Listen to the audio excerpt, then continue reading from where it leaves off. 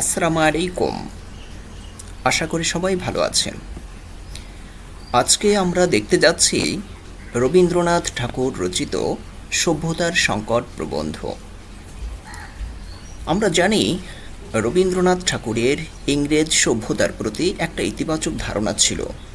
জীবনের শুরুতে তিনি একটা বিশ্বাস নিয়ে বেড়ে উঠেছিলেন এবং ইংরেজি সাহিত্যের প্রতি একটা টান ছিল এবং ব্যাপক পরিমাণে ইংরেজি সাহিত্য অধ্যয়ন করেছেন।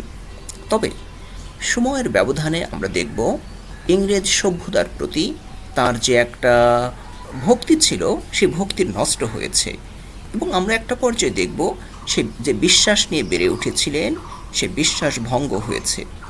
আজকে আমরা মূলত সেই বিষয়টি দেখতে যাচ্ছি যে কোন বাস্তবতায় তার সেই বিশ্বাস ভঙ্গ হলো বা স্বপ্ন ভঙ্গ হলো, সেটারই একটা রূপ আমরা দেখতে যাচ্ছি আজকে। এক্ষেত্রে কয়েকটি প্রশ্ন মনে রাখা জরুরি। একটা হলো সভ্যতার সংকট প্রবন্ধের রচয়িতাকে রবীন্দ্রনাথ ঠাকুর এবং কোন বয়সের রচনা। তিনি ৮০ বছর বয়সে এটা রচনা করেছিলেন এবং এটা ১৯৪১ খ্রিস্টাব্দে প্রকাশিত হয় বা এটা লেখা হয় বা রচিত হয়।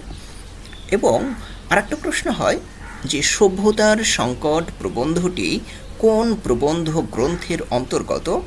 সম্ভব হলে এটা কমেন্ট বক্সে তোমরা নিজেরাই আমাকে জানাবে।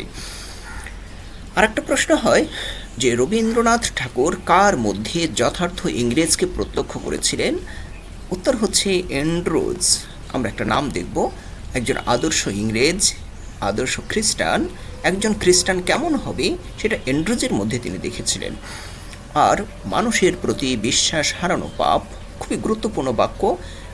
বিভিন্ন চাকরির পরীক্ষায় ওই প্রশ্ন আসে যে এই উক্তিটি কার।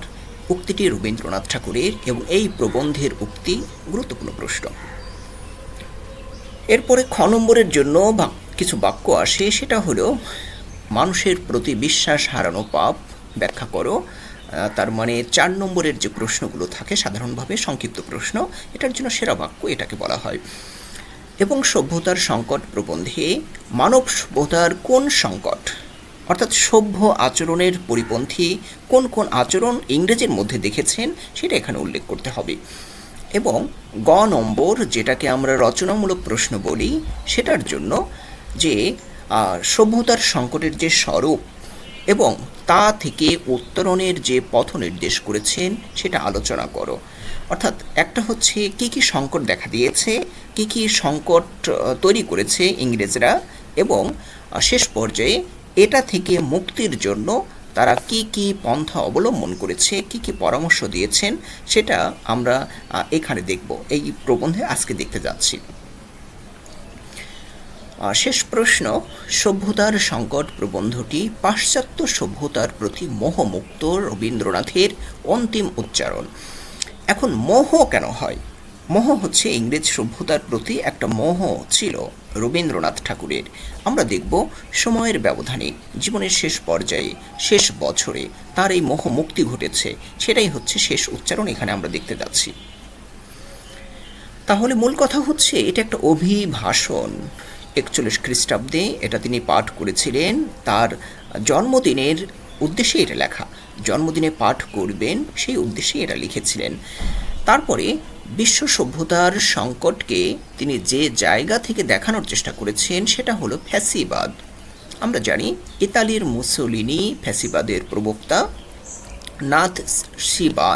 নাসিজম যেটা হিটলার, এবং অন্যদিকে ছিল সাম্রাজ্যবাদ, যে নিজের সাম্রাজ্য যেটুকু আছে এটাকে আরও বাড়ানো, আরও বিস্তৃত করা, এই মানসিকতার কারণে ওই সময়ে বিশ্বযুদ্ধ লেগে গিয়েছিল। প্রথম বিশ্বযুদ্ধের ক্ষতি পুষিয়ে নিতে না নিতেই আমরা দেখব দ্বিতীয় বিশ্বযুদ্ধ শুরু হয়েছিল। এই বৈশ্বিক সংকটের পাশাপাশি ভারতবর্ষে তখন চলছিল স্বাধীনতা আন্দোলন। এই স্বাধীনতা আন্দোলনের পটভূমিতে আমরা দেখেছি কয়েকটি ঘটনা। একটা হচ্ছে বঙ্গভঙ্গ, তারপরে বঙ্গভঙ্গ পরবর্তীকালে অসহযোগ আন্দোলন, আইন অমান্য আন্দোলন, এবং বিভিন্ন আন্দোলন চলেছে ভারতবর্ষের স্বাধীনতা কেন্দ্রিক। তো রবীন্দ্রনাথ ঠাকুর এই পর্যায়ে আমরা দেখব যে তিনি যে ভারতবর্ষের স্বাধীনতা সংগ্রামের ইতিহাস সেটা সংক্ষেপে ধারণ করবেন বা উপস্থাপন করার চেষ্টা করবেন আকারে ইঙ্গিতে।